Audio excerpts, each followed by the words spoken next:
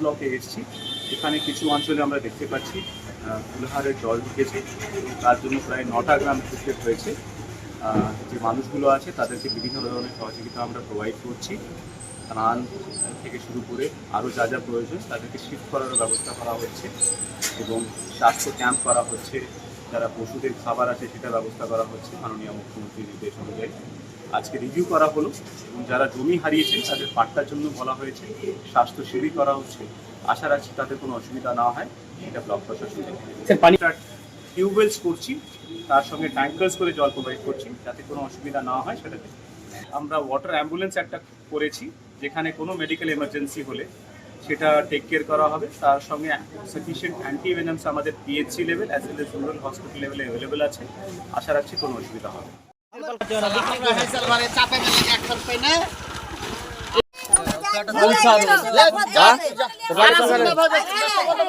তোর বাড়ি কোন? আমার বাড়ি হলো আলিপুর।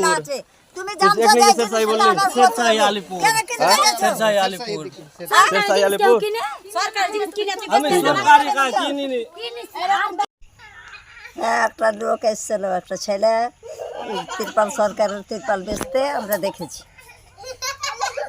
সরকারি ফুলহারে নদী বাঁধে ফাটল দেখা দেওয়ায় আতঙ্কিত হয়ে পড়ে এলাকার বাসিন্দারা।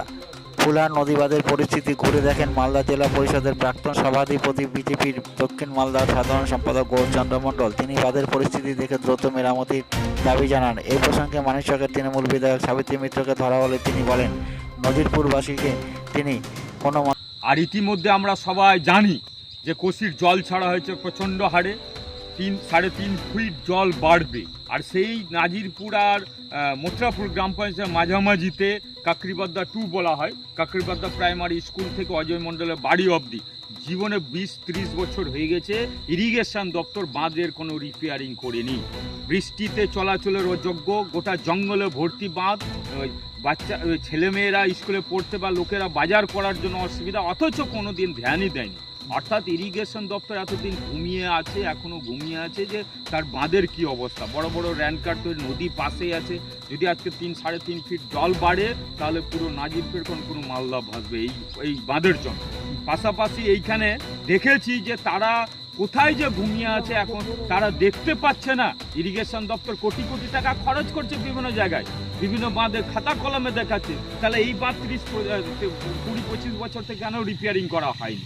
এখন হঠাৎ করে খবর পাওয়া মাত্র গ্রামবাসীর মাঝখানে খবর পেলাম, দেখতে এসছে যে বড় বড় র্যানকার তৈরি হয়েছে সেখানে।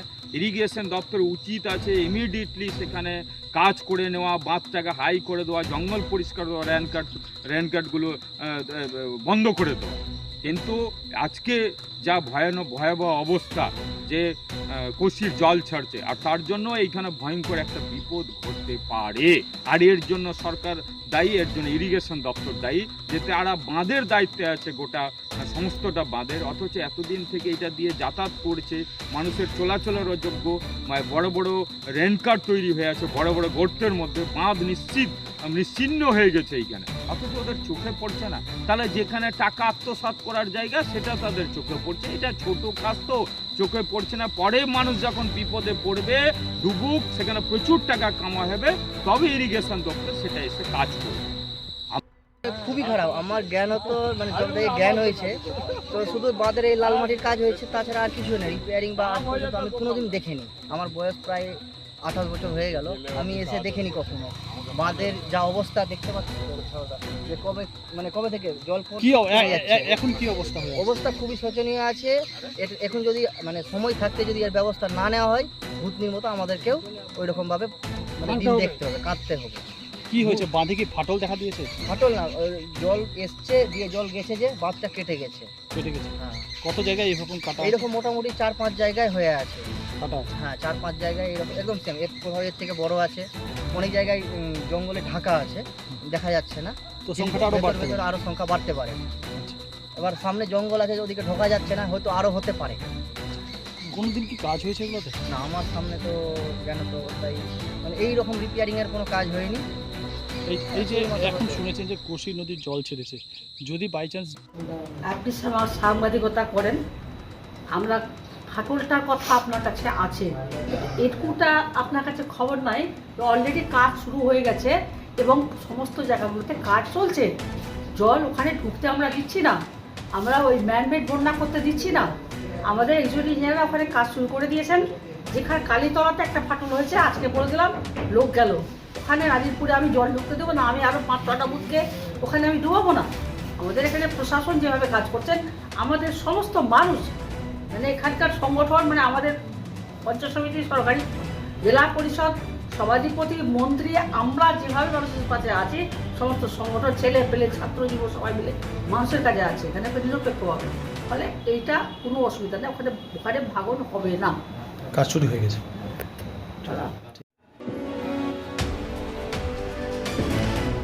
ডেঙ্গু সচেতনতা ও সলিড ওয়েস্ট ম্যানেজমেন্ট নিয়ে পড়ুয়াদের কর্মশালার আয়োজন করেছিল ইংরেজবাজার পৌরসভা। পড়ুয়াদের মাধ্যমে সাধারণ মানুষকে সচেতনতার উদ্যোগ নিয়েছে পুরসভা। সোমবার দুপুরে মালদা টাউন হলে আয়োজিত এই অনুষ্ঠানে উপস্থিত ছিলেন চেয়ারম্যান কৃষ্ণেন্দু নারায়ণ চৌধুরী ও একাধিক কাউন্সিলর, আধিকারিক সহ পড়ুয়ারা। পুরসভার চেয়ারম্যান ইন কাউন্সিলের সদস্য চৈতালি সরকার জানান, ইংরেজবাজার পৌরসভার তরফ থেকে পড়ুয়াদের নিয়ে ডেঙ্গু ও সলিড ওয়েস্ট ম্যানেজমেন্ট নিয়ে কর্মশালার আয়োজন করা হয়েছে। পড়ুয়ারা নিজ নিজ স্কুলে পড়ার সাধারণ মানুষকে সচেতন করবে।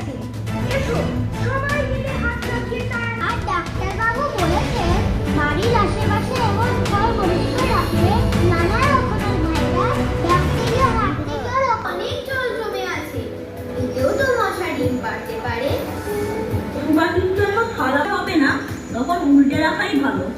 খাটের তলায় আলমারি হবে, তাতে যখন শুবিয়ে মশারি অবশ্যই টানাবি, নইলে ডেঙ্গুর মশা আবার কামড়াবে। পশ্চিমবঙ্গ সরকারের নগর উন্নয়ন ও পৌর বিষয়ক দপ্তর ডেঙ্গুর মশা আর হবে না তাহলে। এই সময় আমাদের করোনা থেকেও সতর্ক থাকতে বজায় রাখতে হবে। ঠিক করেছো, যেখানে ভিড় বেশি সেই সব জায়গা থেকে ব্যবহার হচ্ছে, যার ফলে আগামী দিনে কিন্তু উর্বরতা কমে যাবে এবং আমরা যে খাবারটা খাবো সেটা আগের তুলনায় যেভাবে বিষাক্ত হয়ে উঠেছে, আমরা সবসময় ইউটিউবে দেখে থাকি, আমরা বিভিন্ন ফেসবুকে দেখে থাকি যে খাবারগুলোকে সেদ্ধ করে খাওয়া উচিত, কেটে কোনটা খাওয়া উচিত, কোনটা খাওয়া উচিত নয়, বিভিন্ন রকম আমরা কিন্তু জ্ঞান নিচ্ছি। আজকে ডেঙ্গু এবং সলিড ওয়েস্ট নিয়ে একটা আলোচনা সভা এবং অ্যাওয়ারনেস ইংরেজবাজার পৌরসভা থেকে করা হচ্ছে। আমাদের এই দপ্তরের যিনি ইনচার্জ চৈতালি ঘোষ সরকার, তিনি বললেন, আমাদের হেলথের যিনি ইনচার্জ শ্রীমতী সন্ধ্যা দাস বললেন, আমাদের এক্সিকিউটিভ অফিসার আছেন শ্রী দেবনাথ, আমাদের হেলথ অফিসার এরা শিক্ষকরা আছেন। কেন এটা আমাদের দরকার পড়েছে? স্কুলে শুধু পুঁথিগত শিক্ষা নয়, স্কুল হচ্ছে একটা সামাজিক শিক্ষার প্রতিষ্ঠান। স্কুলে স্বাস্থ্য শিক্ষা হবে, ক্রিয়া শিক্ষা হবে, সামাজিক দায়িত্বগুলোকে তাদের বর্তাতে হবে, তবে একটা স্কুল আদর্শ স্কুল তৈরি হয় আর আদর্শ ছাত্র তৈরি হবে। একটু আগে একটা যে পাওয়ার পয়েন্ট প্রেজেন্টেশন হলো ডেঙ্গু নিয়ে হলো। ডেঙ্গুটা হচ্ছে কি একটা মারাত্মক ব্যাধি, যেরকম আমাদের করোনা হয়েছিল, এটা করোনার মতো অত ডেঞ্জার না, কিন্তু এটাও প্রাণঘাতী হতে পারে। একটা মশা, এডিস মশা, যে দিনের বেলায় ঘুরবে, দিনের বেলায় মানুষকে কামড়াবে, কি হয়? জ্বর হবে, মাথা ব্যথা হবে, বমি হবে, গাঁটে গাঁটে ব্যথা হবে।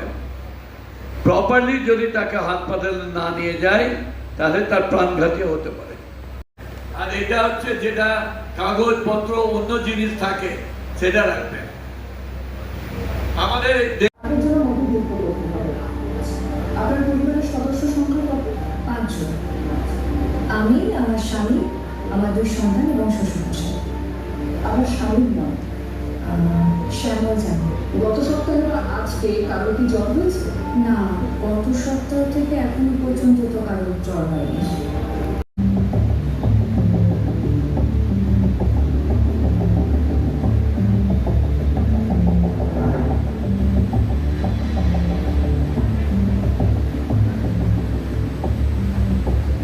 একবার ফ্রিজের ওয়াটার ট্রেটা আপনাদের চেক করবো। জানেন তো